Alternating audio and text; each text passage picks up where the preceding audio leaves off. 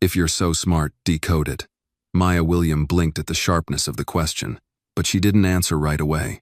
It had started moments earlier, when she gently placed a steaming cup of black coffee in front of the man seated at the corner booth, the same man who had become a tense fixture of Charlie's diner for 3 nights straight.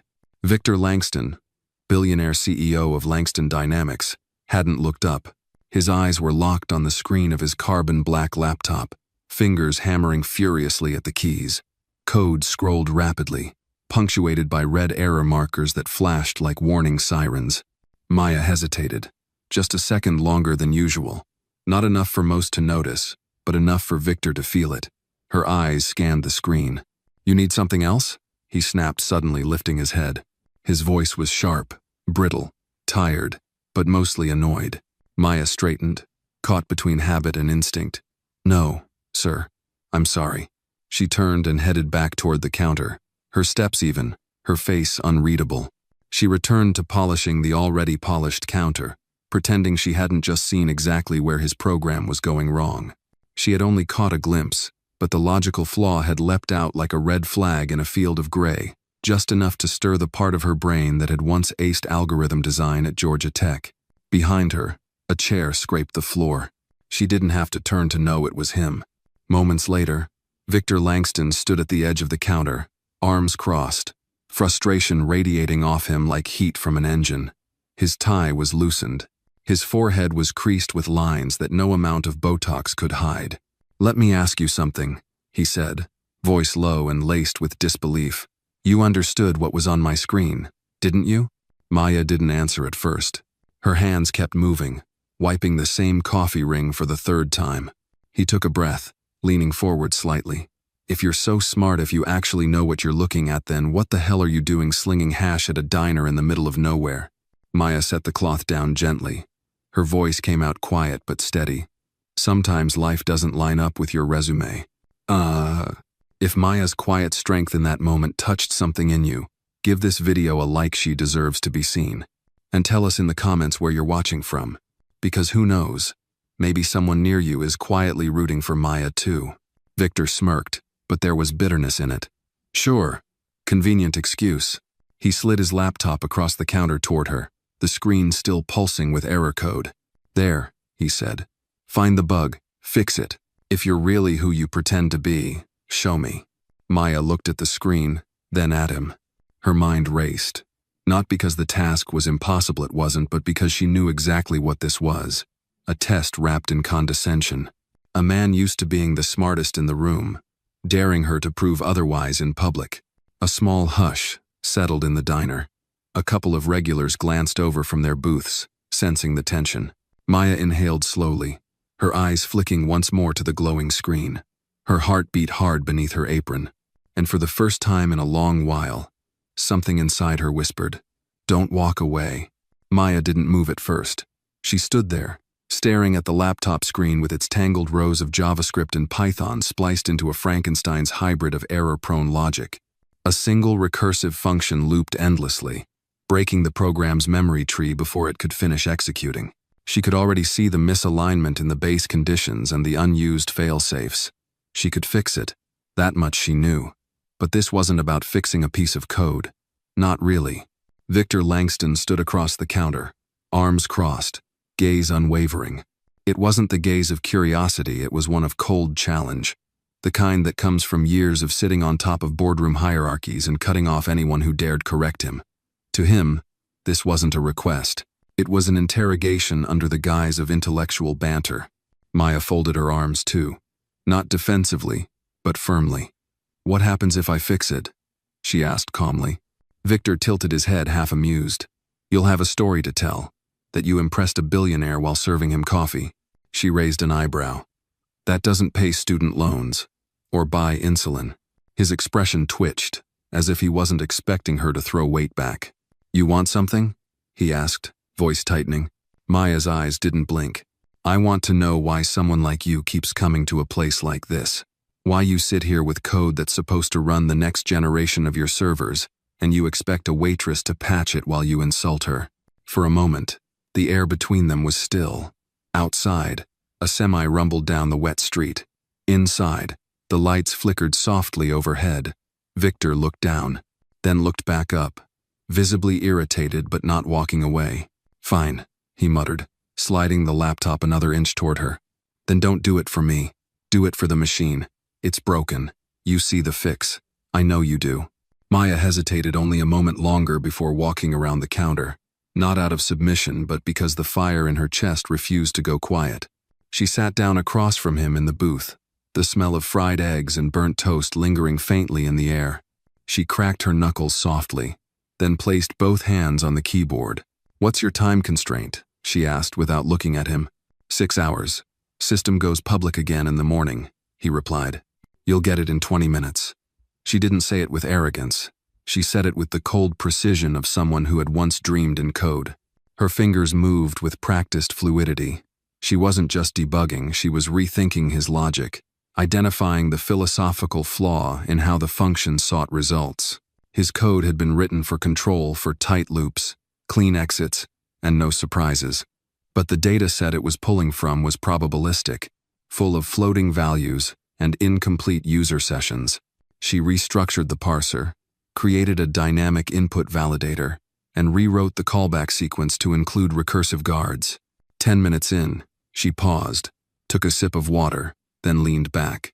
Victor was staring at her, no longer smug now, simply puzzled. "You weren't kidding," he said. Maya didn't answer. She pressed enter one final time. The terminal blinked green. Clean run, no errors. She turned the laptop back to him. "You should change how you cache variables in subroutines, or this'll happen again."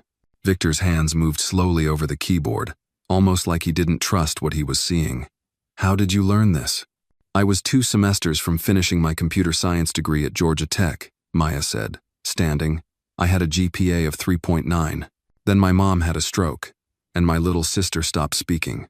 I came home, been here ever since." Victor leaned back. "You could have gone back. I still might, or I might not." She walked back behind the counter, picked up a dish rag, and resumed cleaning like nothing had happened. "But if you're trying to hire me because I fixed one bug, save it." He looked at her with narrowed eyes. "You think I'm trying to hire you?" She didn't flinch. "I think you're trying to own the only thing you can't control right now, your own failure." He almost laughed. Not loudly, but quietly, the kind of sound people make when they're told something they didn't expect but know is true. "What's your name?" he asked. "Maya William," she said without turning. He nodded slowly, then picked up his coffee, now lukewarm, and took a sip anyway. "I'll be back tomorrow," he said, already walking toward the door. "I'll be here," she replied. When the door closed behind him, Maya exhaled, but she didn't slump. She didn't tremble. She stood there, holding that dish rag, feeling the fire in her chest burn steady, no longer frantic, no longer hidden. George stepped out from the back, wiping his hands on his apron. "I saw the whole thing."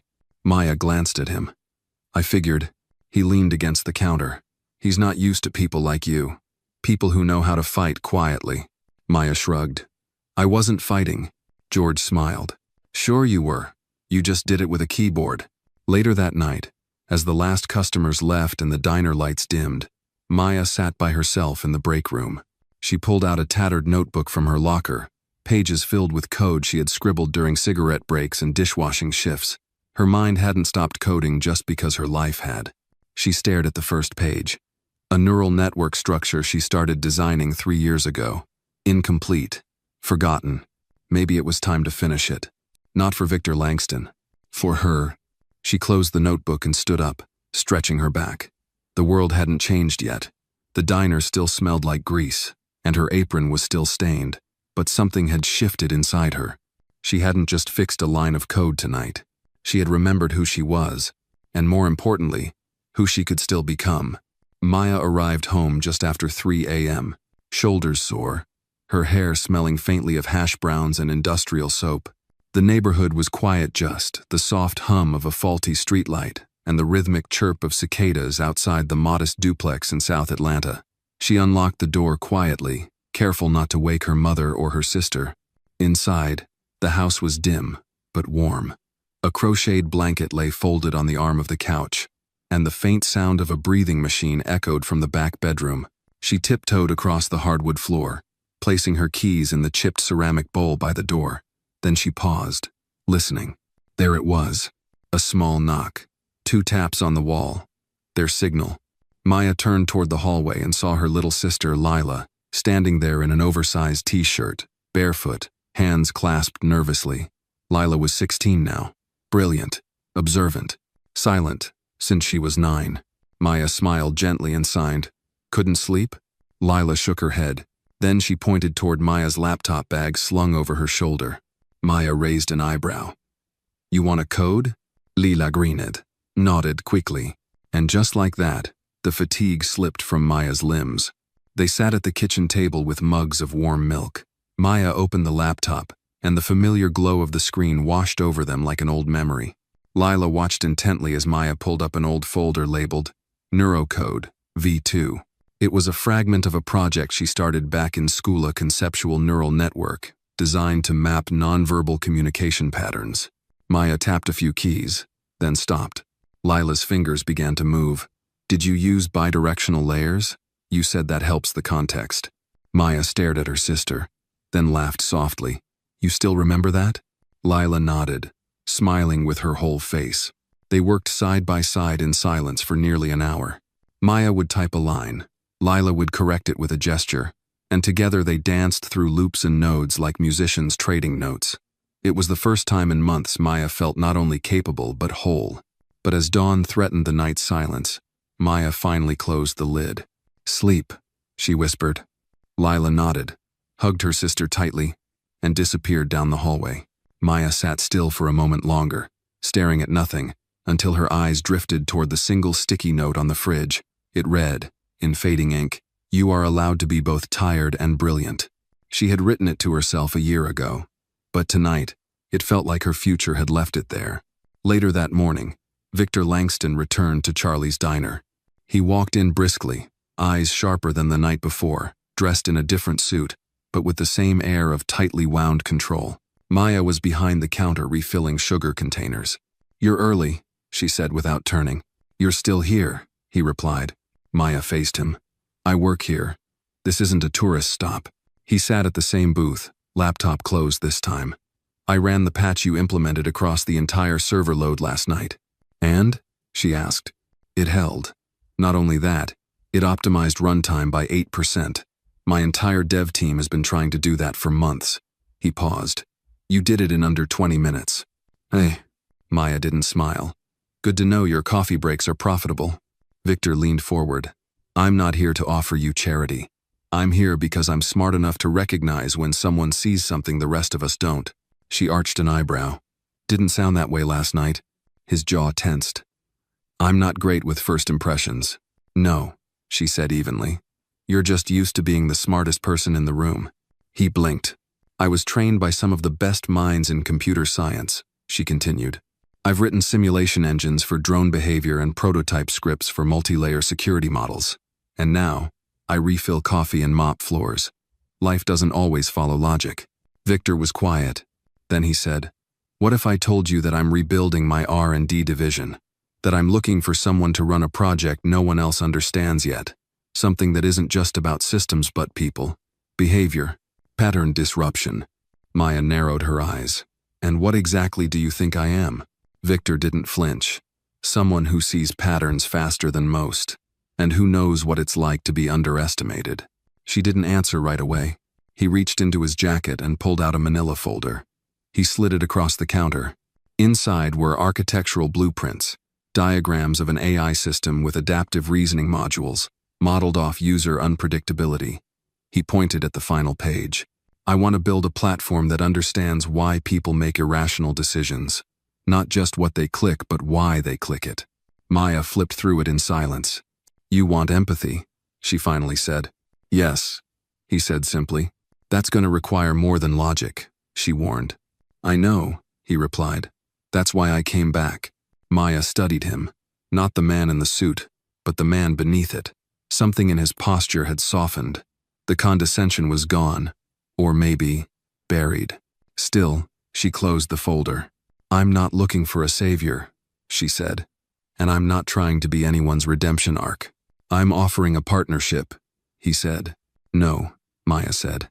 "You're offering a test. Again. You want to see if I'll say yes this time? Victor exhaled. And if I am?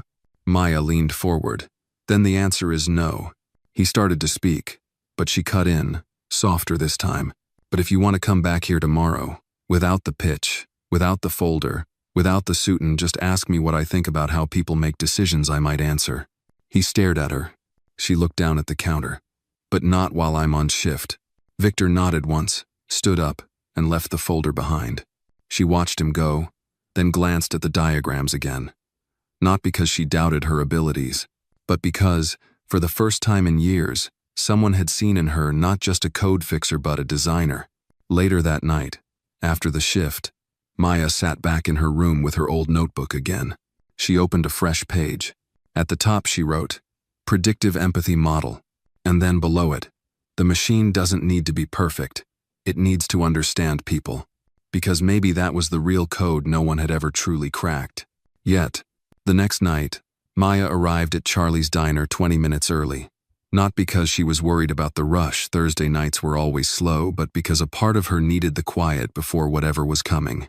She liked to hear the place settle, the flick of the neon open sign, the groan of the back fridge as it cycled on, the scent of burnt bacon lingering in the air no matter how many times they mopped the floors. She brewed the first pot of coffee herself, dark roast, just the way Victor liked it. Not because she was planning anything, but because she knew he would show up. Men like him didn't like being left unanswered. And at 8:17 p.m., he walked in. No suit tonight. Just a gray sweater, jeans, and sneakers that probably cost more than her entire paycheck. Still, he looked different, less curated. His hair slightly tousled, the lines around his eyes more pronounced. He walked with his hands in his pockets and sat at the same booth. Maya didn't move from behind the counter. "Thought you might come back." He nodded, resting his elbows on the table. "You said you'd talk. If I showed up without the pitch, I said I might talk."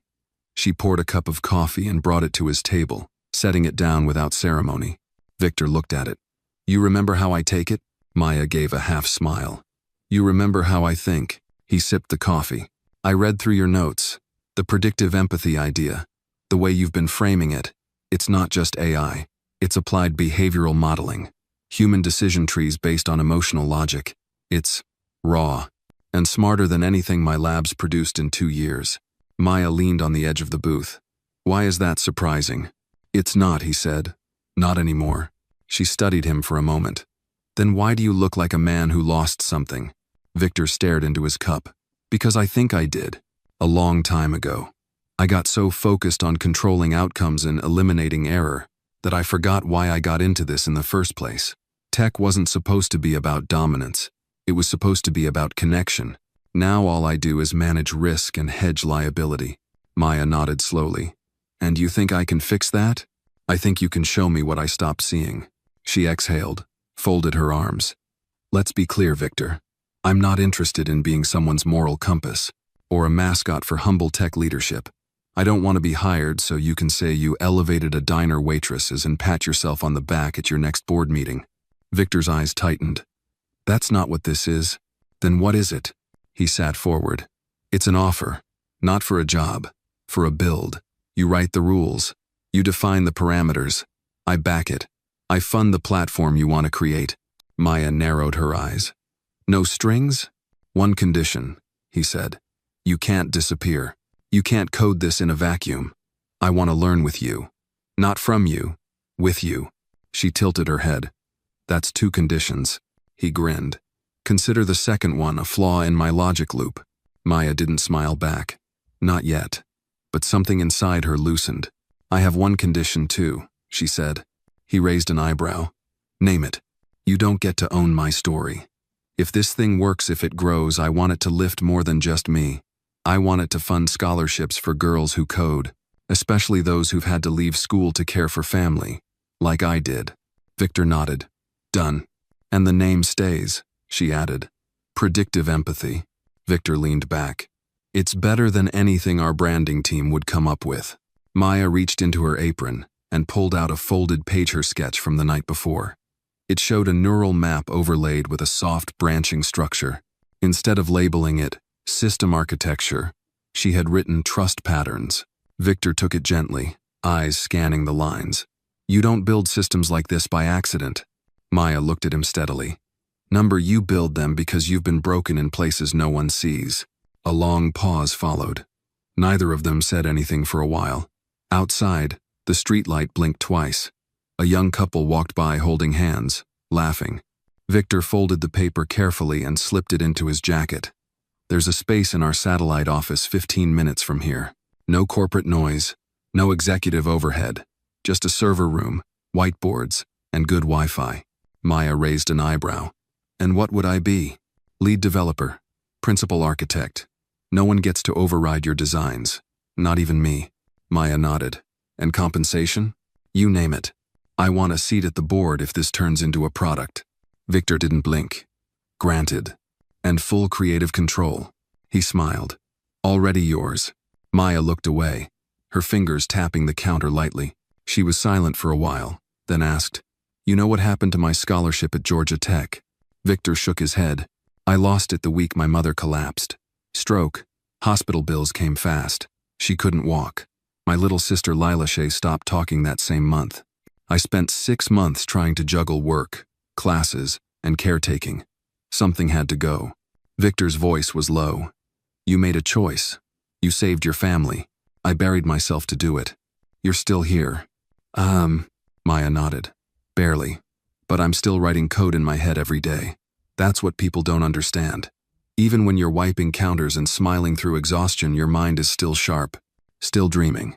Just waiting for a chance. He looked at her, not with pity, but with something quieter. Respect. When can you start? He asked. I already have. Victor stood, pulled out a small notebook from his back pocket, and scribbled an address. Monday. No corporate dress code. Come as yourself.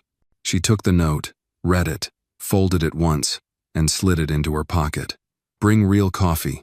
Not that battery acid you served me last night. He chuckled. Deal. As he left, Maya turned back toward the diner, the clatter of dishes, the faint hum of kitchen conversation. It was still her world for now. But her mind was already ahead, building modules, designing flows, visualizing what predictive empathy could become. Not a tool for business. A bridge for people, and for the first time in years, she didn't feel like someone waiting to be discovered. She felt like the one writing the code that would change everything. Monday morning arrived colder than expected. A soft fog lingered low over the sidewalk as Maya stepped off the MARTA bus, clutching a modest tote bag and a thermos filled with the coffee she'd brewed herself. Dark roast, fair trade, the kind she could trust. She wore a denim jacket over a burgundy turtleneck and dark jeans, her hair pulled back in a simple twist. There was no badge around her neck, no clipboard in hand, just a quiet fire in her chest and the whisper of logic humming beneath her fingertips. The building was smaller than she'd imagined, 3 stories tucked behind a hardware store off Cascade Avenue, the kind of place you'd miss if you weren't looking. Victor hadn't exaggerated. No security desk, no polished marble floors, just a fingerprint scanner on the door and a nameplate that read Langston Dynamics, South Node Development, in peeling letters. Maya pressed her thumb to the panel. It clicked open. Inside was silence and potential. The interior smelled like whiteboard markers and warm plastic from recently booted servers. Cables snaked along walls in loose coils. On the far end of the room, a single glass-walled office overlooked a bullpen of empty desks and a large touchscreen mounted like a shrine on the back wall. She walked in slowly, absorbing the quiet. A hum of electricity buzzed from the server rack in the corner. Welcome to your sandbox, came Victor's voice from a door off to her left. Maya turned. He was dressed simply again, black tee, soft flannel overshirt, no watch, no ego. She tilted her head. Where is everyone? This floor's reserved for the experimental division, he said. So far, you're the only one cleared to run it. He handed her a thin security card labeled Architect in blocky font. No logo, no department, just the word. Maya took it. Subtle. I figured you'd want it that way. He walked her through the space server access, dual-screen workstations, a private module testing room. We kept things raw on purpose. You decide how it grows. You decide who joins. This is your project. She glanced at the massive touchscreen on the wall. This work? Victor tapped it. The screen lit up to a floating dashboard. Maya stepped closer and traced her finger along one of the arcs. "This is a modeling interface. It's a visual framework," Victor said.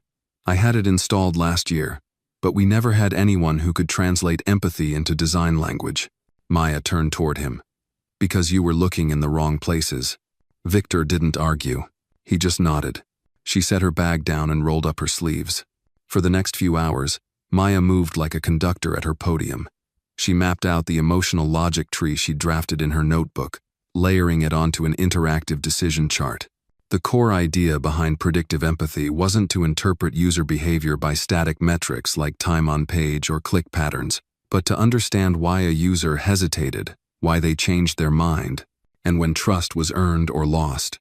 She coded the instinct delay node how users hesitate for a split second before confirming a payment or abandoning a form and paired it with sentiment cues from test dialogue inputs. Every action, every hesitation, was a conversation.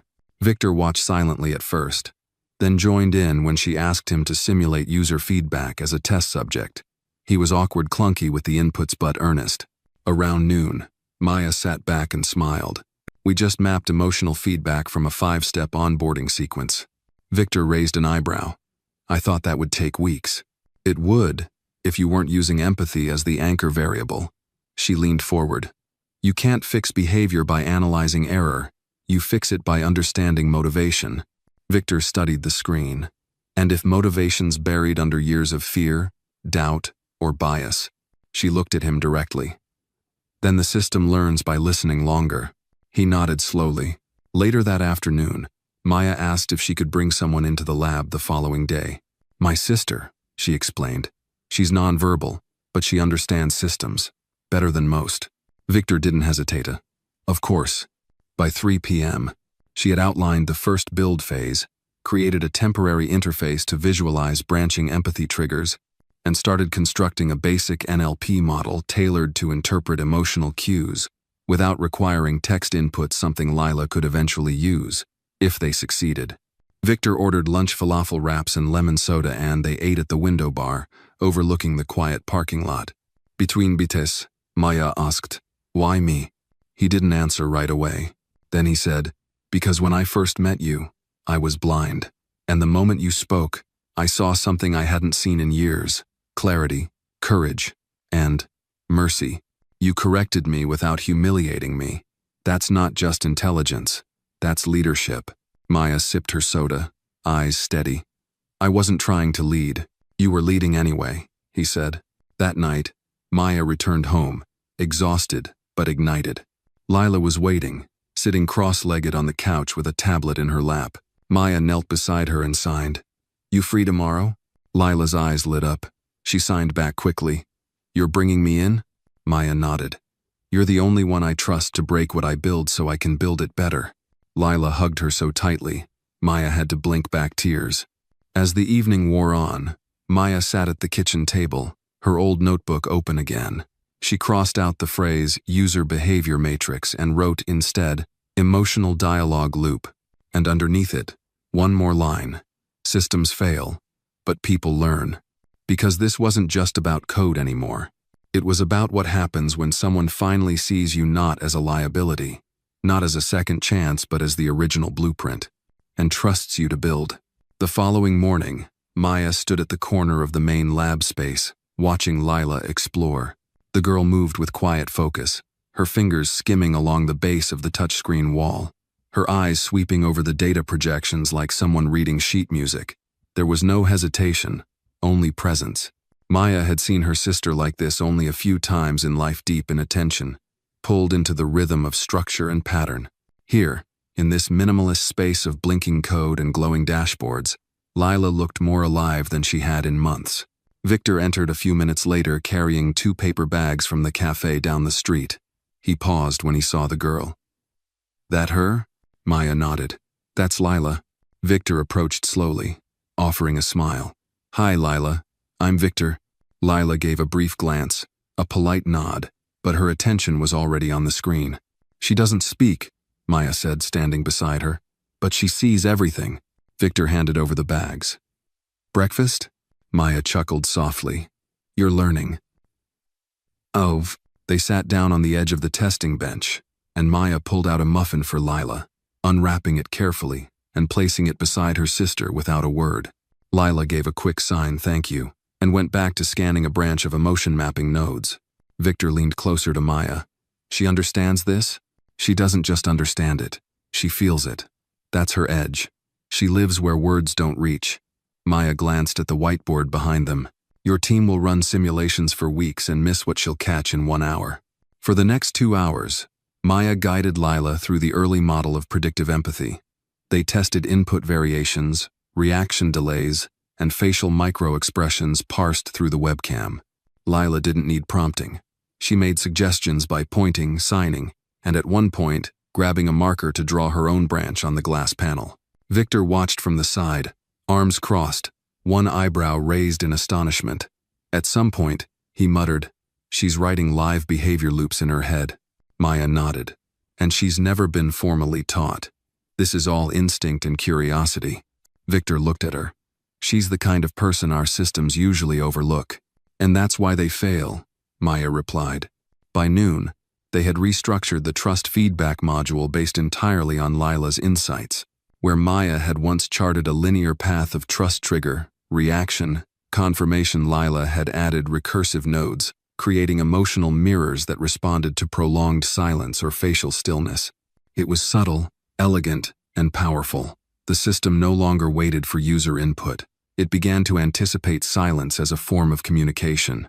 As they stepped back from the display, Maya caught a glimpse of something new on the screen. The system had begun to label Lila's feedback loops as quiet anchors, a term Maya hadn't inputted. She turned toward Victor, eyes narrowing. That wasn't in the core vocabulary set. Victor stepped forward. It learned that from her timing patterns. It assigned a language of its own. Maya's voice was soft. It's building emotional syntax. They both stood in silence for a moment, letting the magnitude settle. Then Lila tugged at Maya's sleeve and signed, "You should call it Echo." Maya blinked. "Echo?" Lila nodded. "Because it listens first." Maya turned to Victor. "What do you think?" He smiled. "It's perfect." The afternoon faded into evening as the team of 3 refined Echo's core functions. Maya began constructing a layered processing model that would allow the system to integrate and prioritize feedback loops in real time. Lila suggested color-coded sentiment mapping, which Maya implemented on the fly, assigning warm tones to stable user confidence and cool hues to disengagement. By 5 p.m., Lila was curled up on the beanbag in the corner, dozing lightly, a sketchpad resting on her chest. Maya stepped away from her screen and walked toward Victor, who stood sipping his 3rd black coffee of the day. "I think I want to keep the lab small," she said. Victor raised an eyebrow. "Define small." "No more than 5 people at least in the beginning. Not just engineers. I want a behaviorist, a linguist, maybe someone who's worked in trauma recovery." Victor didn't hesitate. "Don't. And no product team yet. No marketing pitch. No name on a website." "You're protecting it," he said. "I'm protecting her," Maya replied, glancing at Lila. "And everything this could be if we don't ruin it with speed." Victor nodded. "You'll have space. And time." Maya looked down at her hands, then back up at him. "Thank you for that." He met her gaze. "I'm not giving you anything, Maya. I'm finally listening." That night, as Maya packed up her things, she noticed something taped quietly to the inside of Lila's sketchpad, a single torn note, with 5 words scribbled in sharp pencil. "Stillness is a kind of voice." It stayed with her long after the lights were out, long after the door clicked shut behind them. Because in a world that measured intelligence by volume, speed, and dominance, her sister silent and overlooked had reminded them of a deeper truth. The systems they were building weren't just meant to interpret data. They were meant to listen to the quietest signals and understand the people no one else had thought to hear. By the end of that week, Echo was no longer just an experiment, it was evolving. Maya could feel it in the way the system began responding with smoother transitions, how it didn't just interpret hesitation but anticipated it. It adapted to new users by observing not what they said or clicked but what they didn't. And in the quiet space where traditional systems failed, Echo was beginning to thrive. On Saturday morning, Maya arrived early to the lab. The city was still sleepy, the sidewalks damp from an overnight drizzle. She carried 2 bagels, an extra-large coffee, and her laptop tucked under her arm. When she entered the lab, the lights were already on. Victor was there, standing by the touchscreen, reading through the latest logs. He looked tired, but not in the way he used to. There was something more focused about him, now less manic energy, more quiet purpose. "You beat me here," Maya said, raising her coffee as greeting. He looked over his shoulder and smiled. Couldn't sleep. Echo started recording long hold intervals in the prototype app overnight. I wanted to see how it processed them. Maya set her things down and walked over. "You mean the ghost taps? When people almost press something, then don't?" Victor nodded. Echo's starting to recognize them as pre-decision anxiety. It tagged the delays with emotional uncertainty markers, labeled them pulse shadows. "Your term?" Maya shook her head. "Lila's." She said, "Sometimes your finger knows the answer before your brain does." Victor looked genuinely stunned. "She's a genius." "I know," Maya said softly, with a pride that came from more than blood. "But she's also tired. I want to give her a break. She's been pouring herself into this." Victor nodded. "We'll respect her pace. She doesn't have to prove anything." Maya walked to her workstation, opened her laptop, and pulled up the interface. Overnight, Echo had also adjusted its visual feedback system. Instead of the usual green to red heat maps of user engagement, it now used gradient soft hues that shifted not just by action but by duration of stillness. A longer pause rendered more translucent shades, like the system was whispering, not warning. It was beautiful and quietly revolutionary. Later that morning, Maya was deep into redesigning the input logic when George, the owner of Charlie's Diner, called her cell phone. She frowned when she saw his name he rarely called. "Maya," George's voice came in warm but cautious. "I hope I'm not interrupting." "No, I'm good. What's going on?" "I just wanted to let you know someone came into the diner this morning asking about you. Said he used to teach at Georgia Tech. Left a card." "Oh," Maya felt her pulse jump. "Did he say his name?" "Dr. Alton Perry." She sat up straighter. Dr. Perry had been her faculty advisor before she dropped out. He had tried to help her, wrote letters, advocated for aid.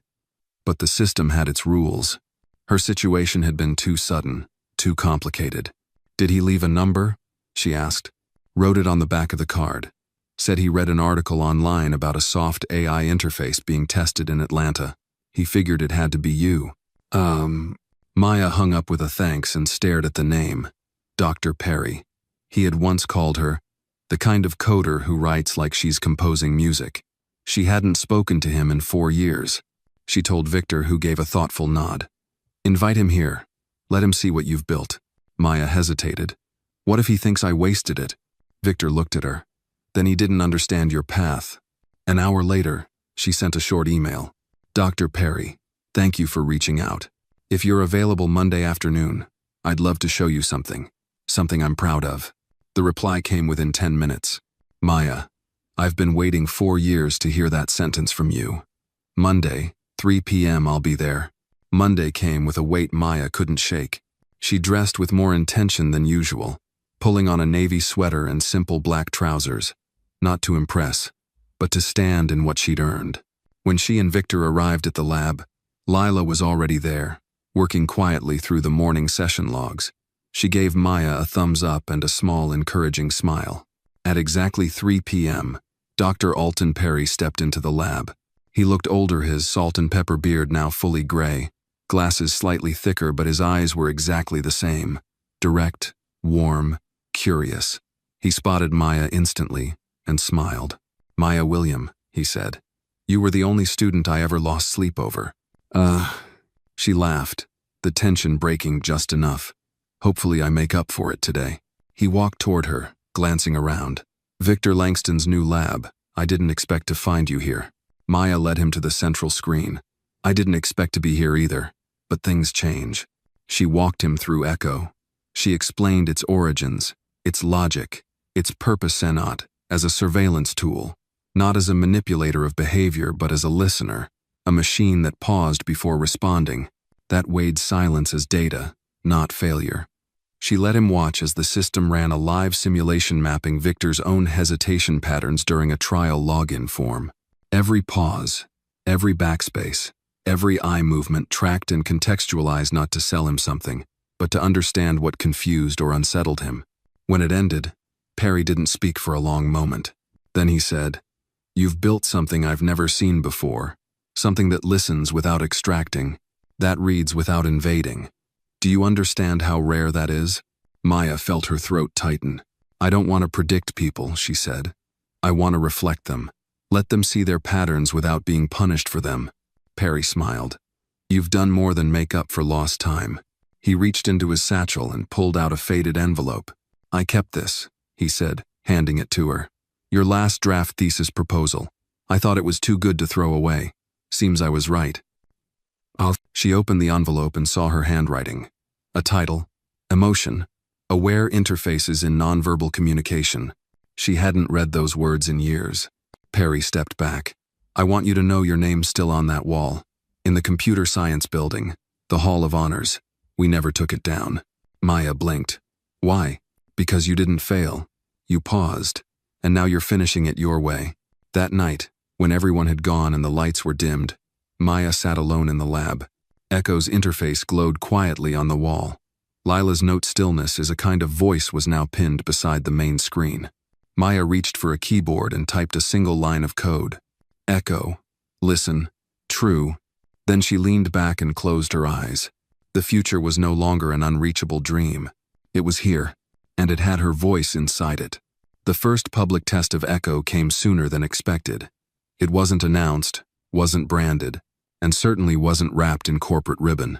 It came in the form of a simple collaboration joint pilot program between Langston Dynamics and a local nonprofit mental health initiative called Clear Space Atlanta, which worked with trauma survivors transitioning back into work and school. Maya had proposed it after speaking with one of the caseworkers over coffee. Victor agreed without hesitation. "If Echo can't help the people who need to be heard the most," he had said, "then we're not building the right thing." On a rainy Thursday morning, Maya stood in a small room at ClearSpace, facing 5 volunteers who had agreed to test the interface. All were from different backgrounds. One was a veteran, one a former foster youth, another a survivor of domestic abuse. Each of them carried years of silence inside, and Maya knew Echo's job wasn't to decode their pain, it was to respect it. Lila sat beside her, calm and observant. She had modified Echo's test interface for the session, reducing color saturation and muting all system sounds. Instead of charts and numbers, Echo would present soft-moving patterns, emotional mirrors that pulsed based on users' micro-expressions, hesitation times, and response patterns. No words, just presence. Maya addressed the group. "This isn't a test of you," she said. "This is a test of whether a machine can learn to be quiet when it needs to be, to listen without pushing. If at any point you feel overwhelmed, just close the screen." No one moved. That was answer enough. The session began. One by one, the volunteers sat in front of the tablet-like terminals. Echo didn't ask direct questions. Instead, it offered prompts through animation scenes meant to evoke memory, comfort, curiosity. A quiet dog waiting by a window, a coffee cup left steaming on a desk, a hand brushing across fabric. Echo didn't require interpretation. It watched. And as it watched, it reflected. With each user, the visual response shifted. For the veteran, the interface remained cool-toned, but gently curved into warm pulses when he hovered his fingers near the edge of the screen. For the foster youth, Echo's interface created loops returning to familiar animations each time she paused too long, as if gently inviting her back without pressure. And for the woman who hadn't spoken much since her trauma, Echo's system simply remained still when she did, matching her quiet. When it ended, no one clapped. There was no applause. But there were eyes glassy with something unspoken. Not catharsis, not even relief, just recognition. "It didn't ask anything," the woman said, voice shaking. "It just waited with me." That night, Maya sat with Lila in the lab reviewing the session data. Not the metrics, those didn't matter yet. What mattered were the patterns. Echo had begun to respond to absence not as emptiness, but as an intentional part of the conversation. A pause, in Echo's logic, wasn't a void. It was a statement. Victor entered quietly as they worked. "I saw the early reports," he said. "They said Echo held eye contact longer when users looked away." Maya nodded. "It mimics what Lila does. When someone pulls back, she doesn't chase. She stays." He looked at the screen, where soft visual spirals faded into each other like breath. "That's not artificial empathy," he said. "That's integrity." Maya turned to him. "You said something when we first started this, about connection over control. I didn't know what it meant then," Victor admitted. "Now I think I do." They sat in silence a moment, listening to the hum of the servers. Then Maya spoke again, slower this time. "I think Echo's ready." Victor looked at her. "Ready for what?" "To be seen." He didn't reply right away. Then he said, "I'll call a meeting with the board, present it ourselves, not through marketing, not a pitch deck, just Echo. No edits," Maya said firmly.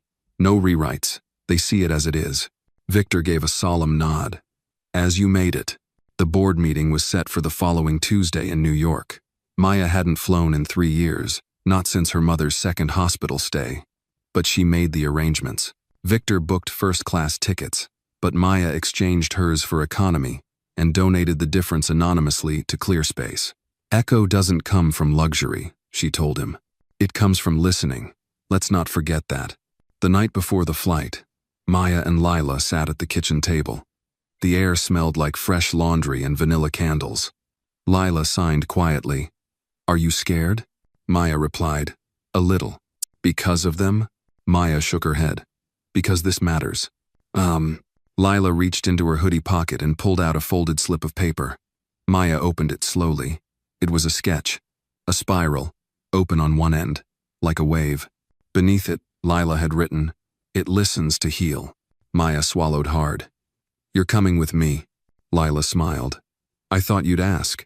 The presentation in New York took place in a minimalist conference room 32 floors above the city. The board of Langston Dynamics sat behind a sleek walnut table, most in tailored suits, several with arms crossed. They were prepared for numbers, growth projections, market viability. What they got instead was Maya William. She stood alone at the front of the room, dressed in a simple charcoal blazer, her laptop open, a cable running to the large wall monitor. Lila sat in the second row with Victor beside her. Maya began, not with graphs, but with a story. She told them about a diner, about silence, about a girl who once paused her future to care for the voices in her life that weren't loud enough to be heard. And then she showed them Echo. She ran a real-time simulation using one of the board members as a subject. Echo did not profile. It did not probe. It simply mirrored. It adjusted color and tempo as the man hesitated in front of the screen. It pulsed gently when he furrowed his brow. And when he stood back, it faded into stillness. When it ended, the room was hushed. Then Maya spoke. "We've built a system that doesn't react, it reflects. It doesn't manipulate, it listens.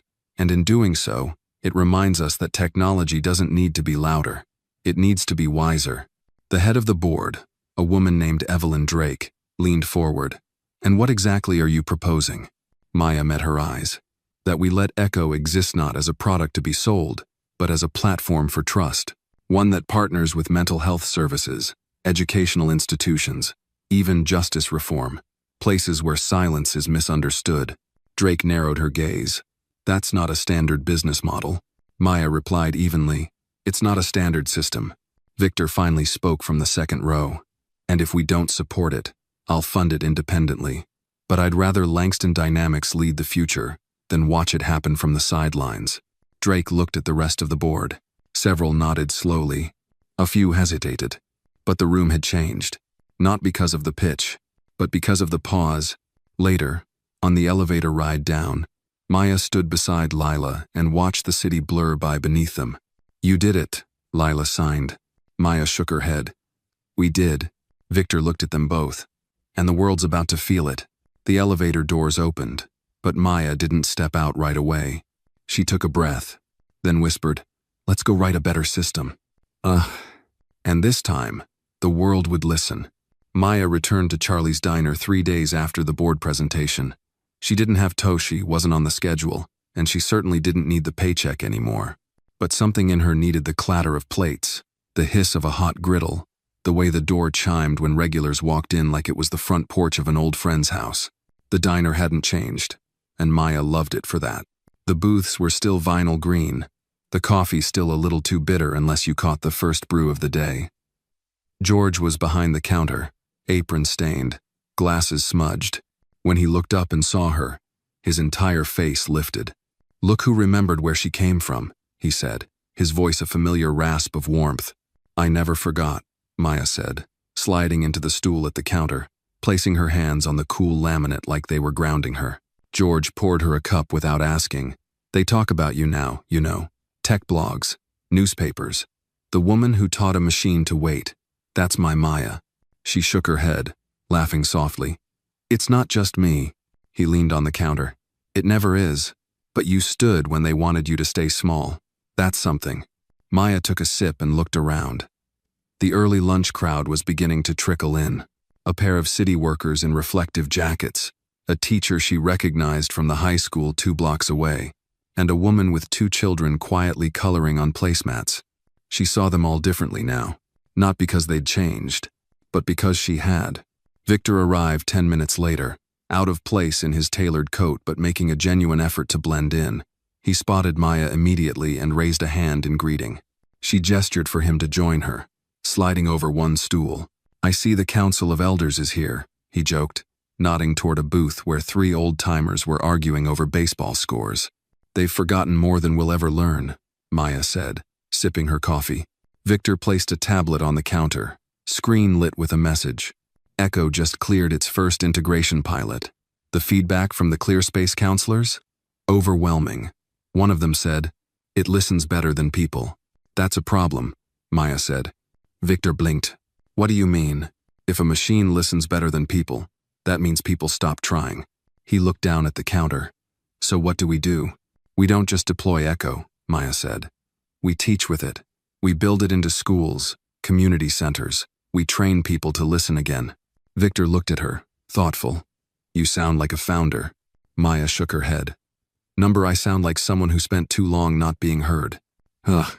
He sat back, watching her, seeing not the waitress or the coder, not even the architect of the most emotionally intelligent interface in tech. He saw the person who had chosen not to be bitter, not to burn it all down, but to build something better, out of patience, out of pain. A small voice interrupted them. "Excuse me," said a boy, no older than 10. "Are you the lady who made the talking computer?" Maya smiled. "Kind of. It doesn't talk, though. It listens." The boy nodded. "Serious. My sister doesn't talk. Maybe it could listen to her." Maya's chest tightened. Maybe it could. She reached into her bag and pulled out a small card with her email. "Tell your parents to message me. I'll make sure she gets to try it." The boy took the card like it was gold. Victor whispered, "You just made a promise." Maya didn't hesitate. "I intend to keep it." That afternoon, she walked home with Lila. The city buzzed around them, buses groaning at red lights, neighbors calling out from stoops. Maya breathed it all in the noise, the movement, the heartbeat of the world she had once felt excluded from. Back at their apartment, Lila sat down to review the latest echo logs. She paused suddenly, her brow furrowed. Maya leaned over. "What is it?" Lila signed. "Echo recorded a new loop overnight, a response we didn't program." Maya scrolled through the log. There it was, a hesitation marker tagged with a time signature, followed by a phrase rendered in soft code. Echo had written, "I hear you," not just as a tag, as a choice. Maya stared at the screen, then at her sister. "It's starting to echo back what it understands." Lila nodded. "It's not just mimicking. It's recognizing patterns of pain and offering acknowledgement."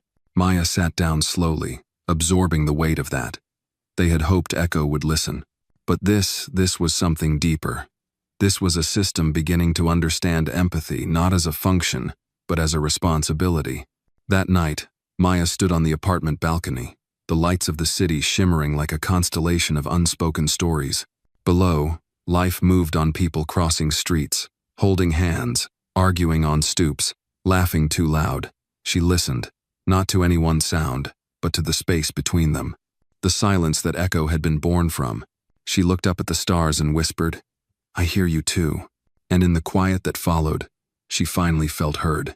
A week after the boy visited the diner, Maya stood inside the conference hall of a neighborhood school in southwest Atlanta, adjusting the straps of the portable echo terminals they'd built for community use. The room smelled faintly of chalk, carpet cleaner, and anticipation. Folding chairs had been arranged in a wide semicircle. Light filtered through the tall windows in long golden bars. Lila stood beside her, holding a clipboard, her fingers moving in short, efficient signs as she double-checked the schedule of volunteer families arriving that morning. This wasn't a corporate launch or a PR event. There were no banners, no press, just parents, children, and Maya's team, 5 of them now, including a trauma psychologist, a linguist from Spelman, and a retired UX designer from MIT who said Echo reminded her of the early days of computing, when technology still felt like hope. The boy from the diner had come with his parents and his sister Sophia, 7 years old, with deep brown eyes and a soft pink hoodie. She hadn't spoken since a traumatic medical incident 2 years earlier. Her parents had tried everything: doctors, therapists, devices with pictograms. Nothing had reached her. But today, she sat in front of an echo terminal, legs swinging off the chair, her face lit by the soft, pulsating screen. No prompts, no required responses. Just the system slowly responding to her stillness. Maya and Lila stood nearby, quietly observing. Sophia's fingers hovered over the screen, then withdrew. Echo pulsed a shade of violet blue. She looked at it, puzzled, then touched again. A green hue followed. Her eyes widened. She touched again, then waited. The system responded with another slow ripple, and then, very softly, she smiled. Her mother gasped. It was a small smile, barely there, but it was more than they'd seen in months.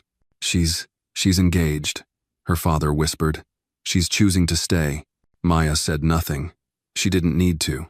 Echo was doing exactly what it was meant to do: not fix, not diagnose, but stay with someone long enough for them to feel safe in their own time. Later that afternoon, Maya took a short walk outside the school with Victor. They strolled slowly past the empty playground, its swings creaking gently in the spring breeze. "You saw her face," Maya said, eyes forward. "I did," Victor replied. "And I saw yours." She looked at him. "I've had moments lately where I wonder, what if I hadn't stopped that night at your table? What if I just poured the coffee and walked away?" He gave a quiet smile. "Then we'd both still be lost in our own loops." Maya chuckled softly. It wasn't fate, it was choice. 1,000 little choices. To stay, to look, to speak, to code, Victor added, to care. They stopped at a bench beneath a sycamore tree. Maya sat first, arms resting on her knees.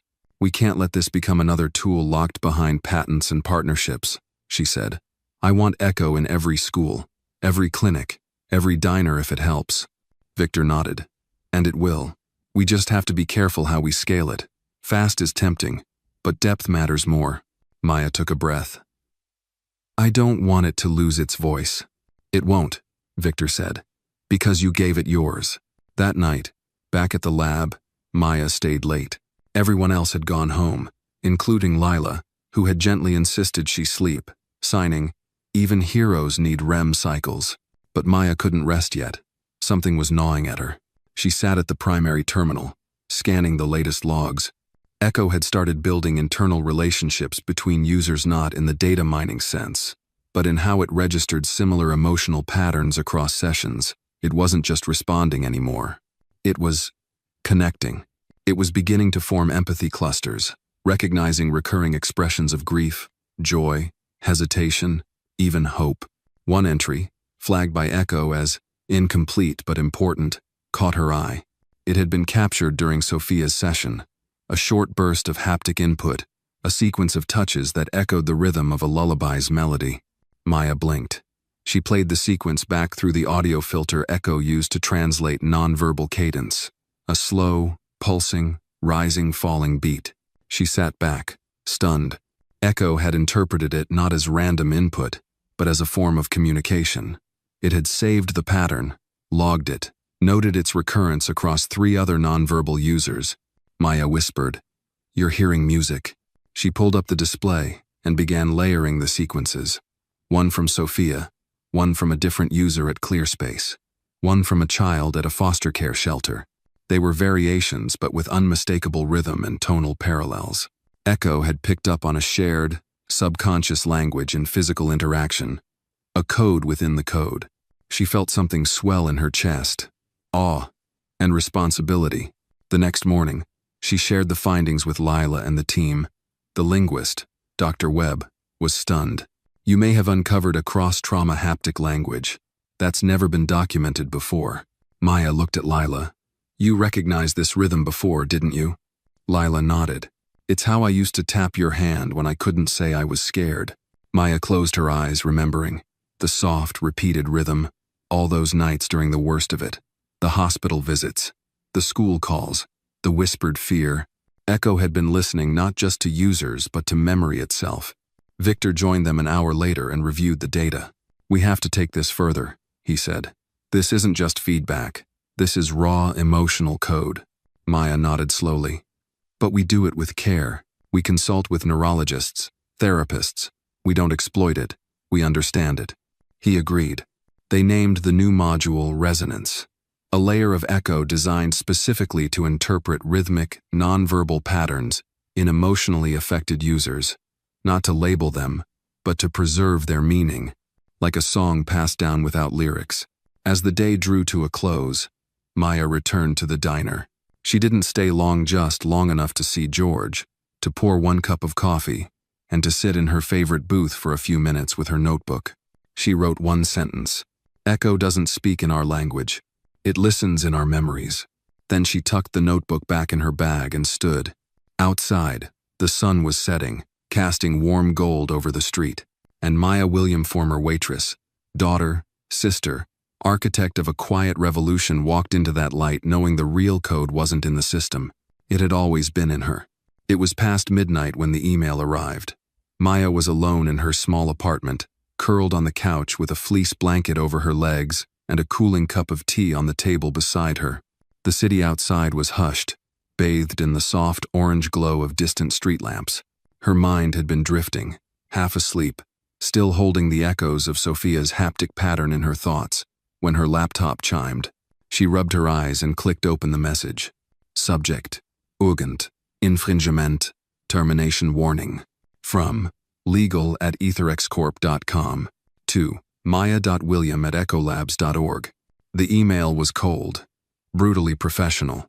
AetherX Corporation, the same conglomerate Victor had left months ago, was claiming that Maya's ecosystem used proprietary learning architecture allegedly developed while Victor was still with them. They attached a 34-page PDF of legal jargon, threat of patent lawsuits, and most troubling, a court motion requesting immediate suspension of Echo's community rollout until ownership was resolved. Maya's breath caught. Her chest tightened. The mug trembled in her hand. She set it down before it shattered. AetherX had been quiet since Victor's resignation. He'd told her they had no interest in Echo, that they'd written it off as a passion project with no monetizable future. But this was no coincidence. Not after the demonstration with Sophia. Not after Resonance. She picked up her phone and called Victor. He answered on the first ring. "Maya? They're coming for it," she said. "They filed today." Silence, then a sigh. "I knew they'd watch, but I didn't think they'd move this fast.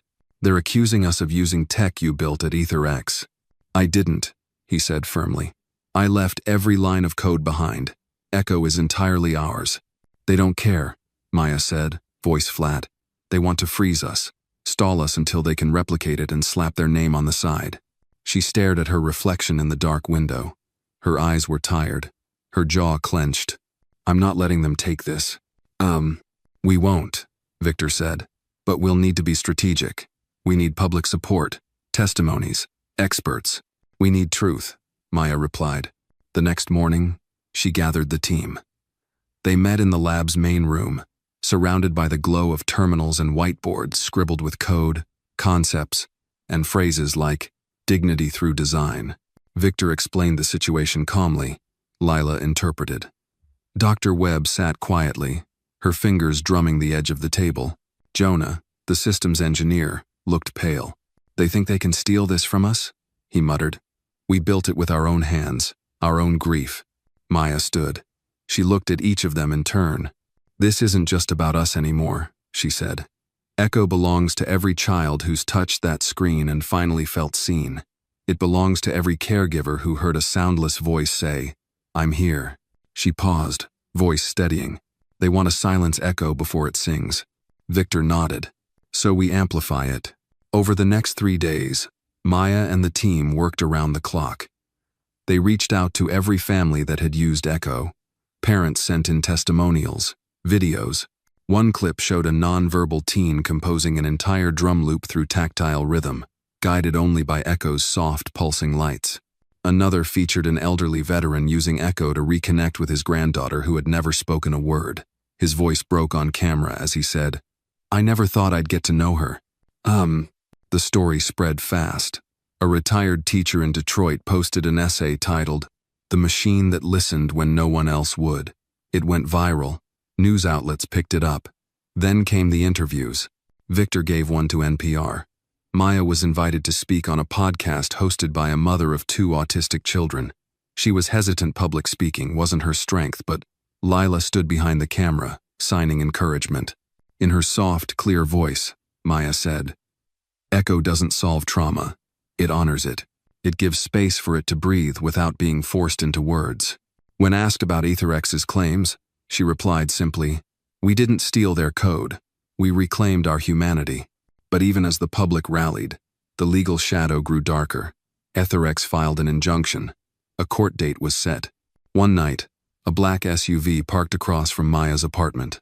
The driver didn't get out, just sat there, engine idling. It left after an hour, but came back the next night, and the next. Victor offered to put her in a hotel, but Maya refused. "I won't hide," she said, "not from them." But she kept her curtains drawn. Then, 3 nights before the hearing, something unexpected happened. A package arrived. No return address, just her name, neatly printed. Inside was a USB drive and a note. He buried it. "I'm unearthing it. This belongs with you." Victor's hands trembled slightly as he plugged the drive into a secure offline laptop. Encrypted files, dozens of them. Source code from EtherX's core system, and one folder labeled Echo Prototype V0.1. Maya stared. "They tried to build Echo?" Victor opened the files. Lines of code appeared sloppy, fragmented, shallow mimicry of what Echo had become. It was clear someone inside EtherX had attempted a shortcut, a cold, commercial knockoff of the empathy-driven system Maya had nurtured. And embedded deep within was metadata, timestamps, names, including the lead engineer who'd once tried to poach Victor for a different division. "This is it," Maya whispered. "Proof that they tried to steal from us, not the other way around." The next day, their lawyer filed a counter motion. And on the morning of the hearing, Maya stood outside the courthouse in a modest gray blazer, her natural curls pinned back. Lila beside her in a navy dress, Victor at her side. The press was there, cameras, microphones, but Maya didn't speak. She simply placed her hand on Echo's portable terminal, just a small white device on the table beside her, and signed softly, "Let them hear." Inside the courtroom, their legal team was steady and calm. They presented the package anonymously. The judge reviewed the files privately. The opposing counsel stumbled. And when Maya took the stand and explained Echo's purpose, its architecture, its soul, there was a silence in the room that felt sacred. "I didn't build Echo to make money," she said. "I built it because my sister needed someone who could understand her without demanding that she speak first. Echo listens. And sometimes, that's the first step to healing." The judge, an older man with silver-rimmed glasses and a veteran's pin on his lapel, nodded slowly. That evening, Maya and the team returned to the lab. They didn't know yet how the judge would rule, but they weren't afraid anymore. Victor poured a glass of iced tea. "We did everything we could." "Huh." Maya looked out the window. "And we did it with integrity." Echo pulsed quietly on the desk nearby. Outside, the world kept moving: cars, laughter, the rustle of trees in early spring. And in the quiet of that moment, surrounded by her team, Maya realized something. She had built more than a system. She had built a sanctuary. For others. And, finally, for herself. The courthouse was quiet when Maya stepped onto the polished marble floor that morning. the air inside unnaturally still. A low murmur from reporters rippled outside, but within the courtroom, the atmosphere was almost reverent. Maya took her place beside Victor and their attorney. Her palms were damp, her breath steady but shallow. A ruling was imminent. The judge entered. Everyone stood. He adjusted his glasses, set a stack of papers on the bench, and looked directly at Maya. "Miss William, Mr. Langston," he began.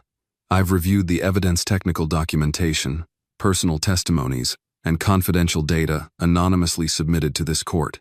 The question before us has never been whether this technology works, but rather who has the moral and legal right to claim it." A hush fell over the room. The plaintiff, Aetherex Corporation, has failed to prove with sufficient clarity that Echo's architecture originated within their proprietary development.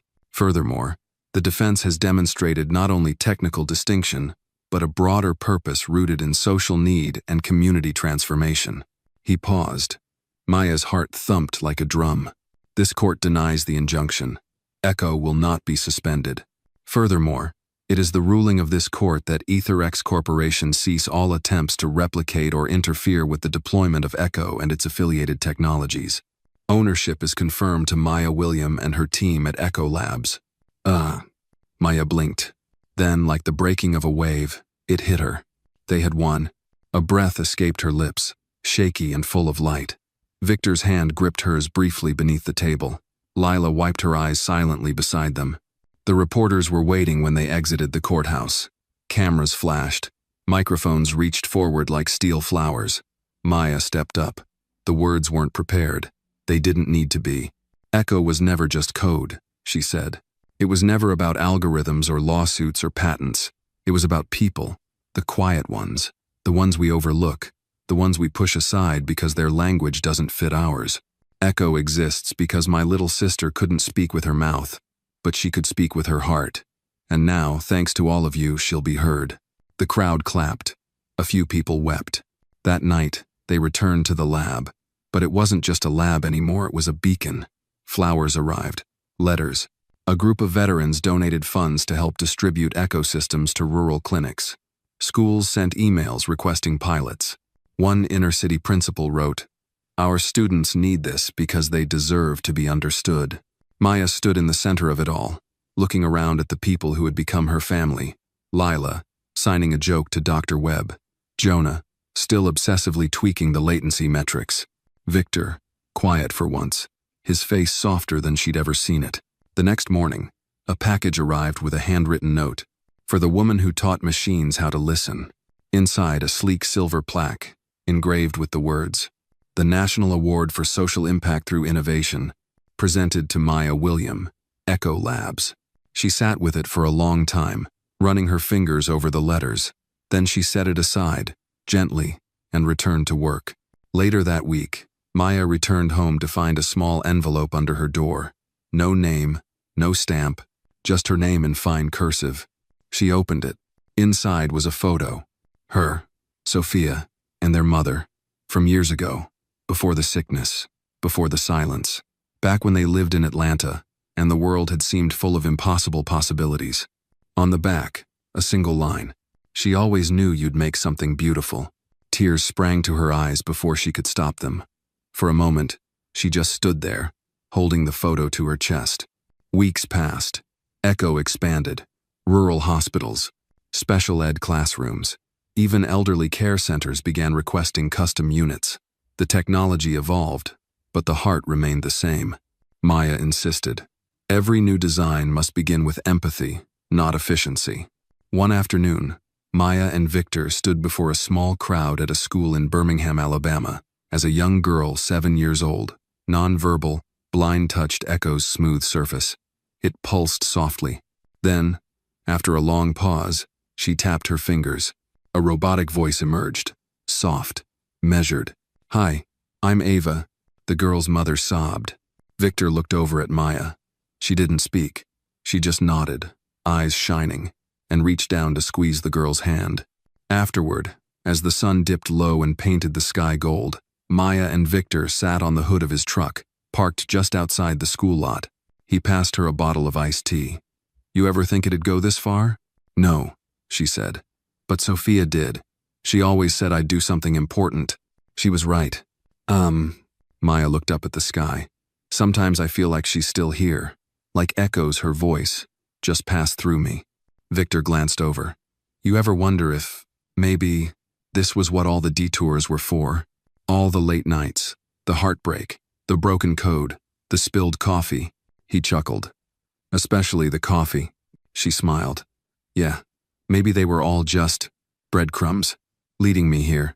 They sat in comfortable silence. Then Maya turned toward him, her voice quieter. Victor, you never told me why you came to that diner that night. He looked down at his hands. Because I'd hit a wall, burned every bridge, lost my company, my vision, myself. I didn't know what I was looking for until you handed me that coffee. And paused. That pause changed everything. She blinked, surprised. It was just a second. It was enough. The sun dipped fully behind the horizon. Crickets sang. The world softened. Victor stood, offering her his hand. Come on, let's go build the next chapter. Maya rose, taking his hand. As they walked toward the car, the echo device in the back seat gave a soft, warm pulse, not because it was activated, but because Maya had programmed it, late one night, to sense warmth. And in that moment, there was plenty of it. Behind them, the school glowed in the distance. Ahead of them, a future where silence was no longer a barrier but a bridge. And for the first time in years, Maya William knew without doubt that she had come home.